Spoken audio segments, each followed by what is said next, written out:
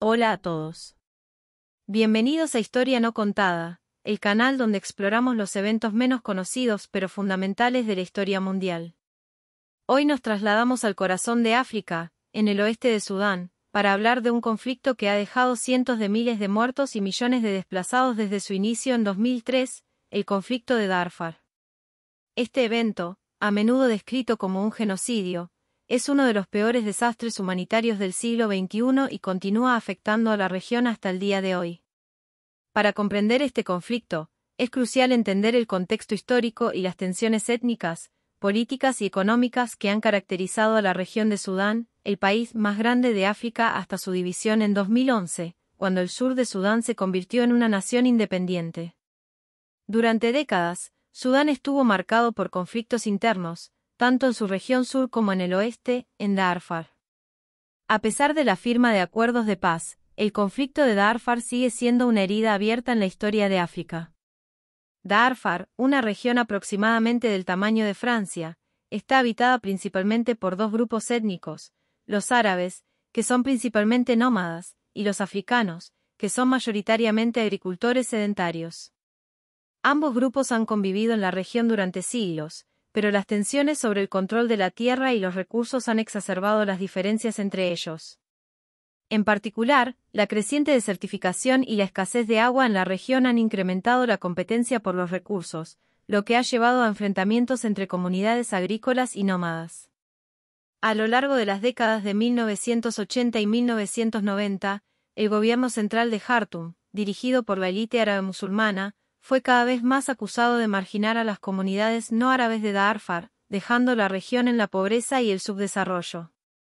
Esta percepción de marginación, junto con la falta de representación política, llevó a la formación de movimientos rebeldes en Darfur que exigían una mayor autonomía y mejores condiciones de vida.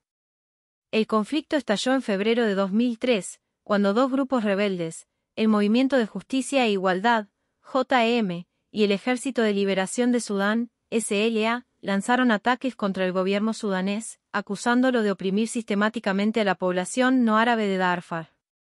En respuesta, el gobierno de Sudán, bajo el liderazgo de Omar al-Bashir, lanzó una ofensiva brutal contra los rebeldes, utilizando tanto a las fuerzas armadas como a las milicias árabes, conocidas como los Janjaweed. Los Janjaweed, un grupo paramilitar compuesto principalmente por nómadas árabes, fueron armados y apoyados por el gobierno sudanés. Rápidamente se convirtieron en la principal fuerza responsable de los ataques masivos contra la población civil de Darfur. Durante la fase más intensa del conflicto, las fuerzas sudanesas y los Janjaweed llevaron a cabo campañas de tierra arrasada, destruyendo aldeas, asesinando a civiles y cometiendo abusos a la intimidad y otras formas de violencia sexual como arma de guerra. Los ataques de las milicias Janjaweed se caracterizaron por su brutalidad extrema. Se estima que más de 300.000 personas han muerto desde el inicio del conflicto, y cerca de 2,5 millones han sido desplazadas de sus hogares. Los desplazados se han visto obligados a vivir en campamentos de refugiados, tanto dentro de Darfur como en los países vecinos, como Chad. Estos campamentos, a menudo superpoblados y carentes de recursos básicos, se han convertido en un símbolo de la devastación y el sufrimiento que el conflicto ha infligido a la población civil. El conflicto de Darfur atrajo rápidamente la atención internacional debido a la magnitud de la violencia y las acusaciones de genocidio. En 2004, el entonces secretario de Estado de los Estados Unidos, Colin Powell, fue uno de los primeros líderes mundiales en describir los acontecimientos en Darfur como un genocidio, lo que llevó a una mayor presión internacional sobre el gobierno sudanés para que detuviera la violencia. La Corte Penal Internacional, CPI, emitió órdenes de arresto contra varios altos funcionarios sudaneses, incluido el presidente Omar al-Bashir, acusándolos de crímenes de guerra, crímenes de lesa humanidad y genocidio. A pesar de los esfuerzos diplomáticos, incluidos varios acuerdos de paz y la intervención de las fuerzas de paz de la ONU y la Unión Africana, el conflicto en Darfur no ha sido completamente resuelto. Aunque la violencia ha disminuido en intensidad desde los primeros años del conflicto, la región sigue siendo extremadamente inestable, y los acuerdos de paz han sido en su mayoría ineficaces para poner fin a los combates. En 2019, La situación política en Sudán cambió significativamente cuando Omar al-Bashir fue derrocado por un golpe militar tras meses de protestas masivas en todo el país. El nuevo gobierno de transición sudanés ha mostrado cierta disposición a cooperar con la comunidad internacional y ha expresado su interés en alcanzar la paz en Darfur. Sin embargo, la situación en la región sigue siendo frágil, y muchos de los factores subyacentes que impulsaron el conflicto, como la pobreza, la marginalización política y la competencia por los recursos, aún no han sido resueltos. Este conflicto también ha puesto de relieve el papel de la comunidad internacional en la prevención y respuesta a crímenes de guerra y genocidios. Aunque ha habido condenas generalizadas y sanciones económicas impuestas al gobierno sudanés, muchos críticos argumentan que la respuesta internacional fue lenta y débil en comparación con la magnitud de la crisis.